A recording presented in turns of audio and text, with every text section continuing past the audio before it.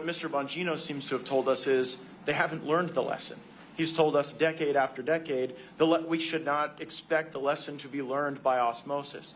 Mr. Bongino, I will have to draw on your experience in protecting folks. I have none, but I do have some experience in observing what a government agency does when they're not telling the truth and they're trying to hide something. And the pattern recognition always goes to some form of scapegoating.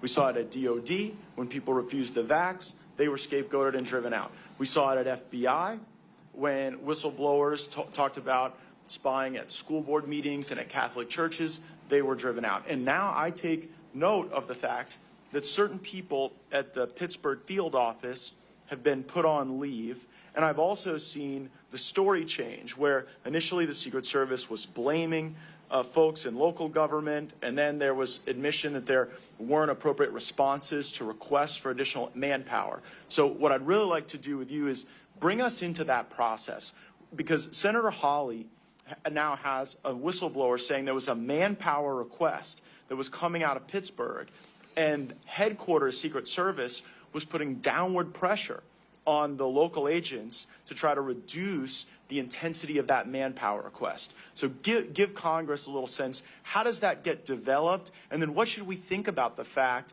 that someone is saying that headquarters was trying to get people to not make requests of enhanced protection? Well, I can give you an example from personal experience. I saw Senator Hawley's tweet. The Secret Service is going to rely on this and what they're trying to do now, and you're accurate in your analysis about how this cover-up is starting to work. What they're going to say is, well, there was no real formal request made. Here's an example, and then I'll tie something that happened to me. Imagine you're working for a company, a public company. It's actual accountability, stock will tank or whatever. You can't make products that'll kill people. You'll go out of business. If you do, there's a penalty. But imagine you're told by your safety guy, you're the CEO, and your chief safety officer says 50 to 60 times, hey, again, this widget has a defect, and if we put this out, it's going to kill someone.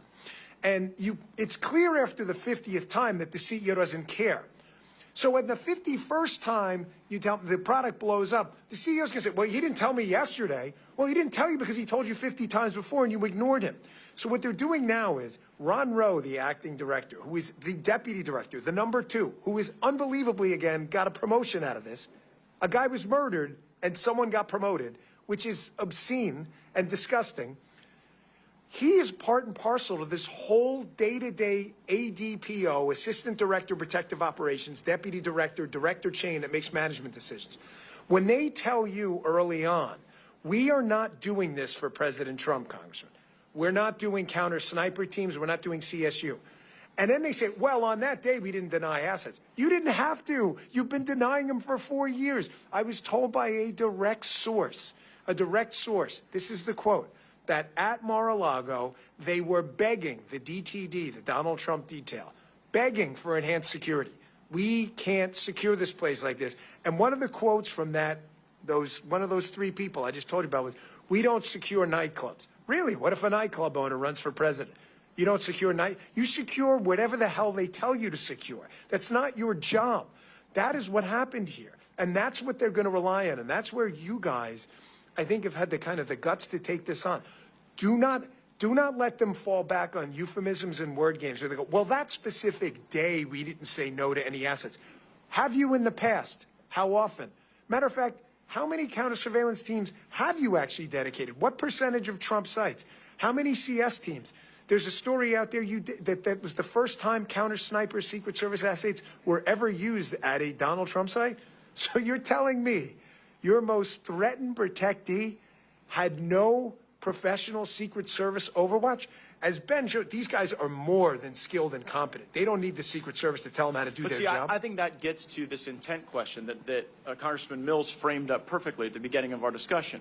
Congressman Mills says the key question here is whether this was your run-of-the-mill government incompetence or whether you see features of such just disregard for the duty at hand that you believe there's some malice. And in his opening statement, Mr. Prince says when the incompetence reaches a certain point, you can impute the malice to that. And what I think you have unique experience in is, well, like this culture of denying requests, like to Trump, or a circumstance where not even the Donald Trump detail, but the folks in the Pittsburgh field office who are not normally on the Trump detail were saying, hey, just based on this, we might need more, and they were discouraged from even making those requests, so they couldn't be denied.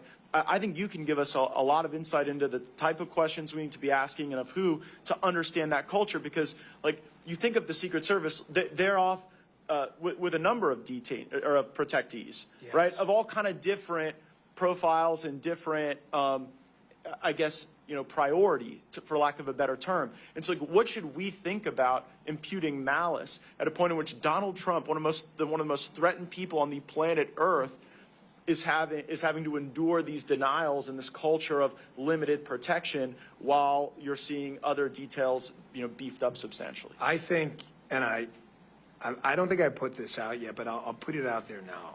When I was there, it was definitely not a political enterprise. It just wasn't. I never once, working for President Clinton, Bush, and Obama, had anyone even remotely implicate a political motive for any decision whatsoever.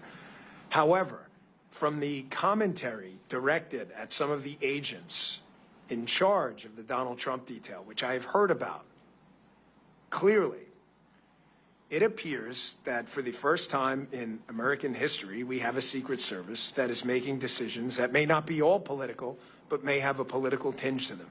So what you're saying, I would love to say, Congressman, that's the craziest thing I've ever heard. But I tell you with a pure heart, and I'm being absolutely candid, I have no skin in this game. I don't work there anymore. I am not their PR guy. I run my own business.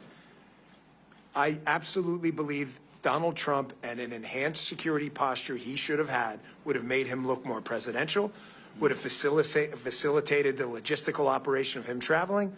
I think they were concerned about optics and making him look like a big shot or whatever, word you want to throw out there. And they were making some of these decisions based purely on grade school level politics. I don't want to believe that, but I didn't want to believe it with the FBI either.